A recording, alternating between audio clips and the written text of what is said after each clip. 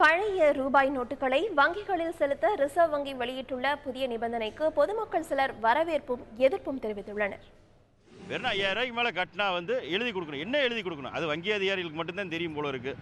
ஐயா, அவங்க வங்கி அதிகாரிகள் அவங்களே ஆட்களை செட் பண்ணி இந்த மாதிரி பணம் கட்டியிருக்காரு அப்படின்னு சொல்லி எழுதுக்கு. ஆனால் நீ ரிசர்வ் பேங்க் ஆஃப் இந்தியா கவனிக்க வேண்டியது பொதுமக்கள் இல்லை, வங்கிகளை தான் இனிமேல் கவனிக்கணும். அவங்க கவனிச்சா தான் கருப்பு பணத்தை முழுசாக. இந்த திட்டம் நல்ல திட்டம் தான், இல்லைன்னு சொல்ல. இப்போ யார் எந்த ஒரு நடுத்தர வர்க்கத்திலையும் ஏழைகள்கிட்டயோ 500,000 இருக்க வாய்ப்பு கிடையாது. திடீர்னு சொல்கிற முறைகள் சரியாக தான் இருந்தால் கூட பெரிய முறைகள் நம்மகிட்ட இல்லைனாலும் அதுக்கு தகுந்த முகாந்தாரம் ஏழை எளிய மக்களுக்கு தெரியப்படுத்தணும்.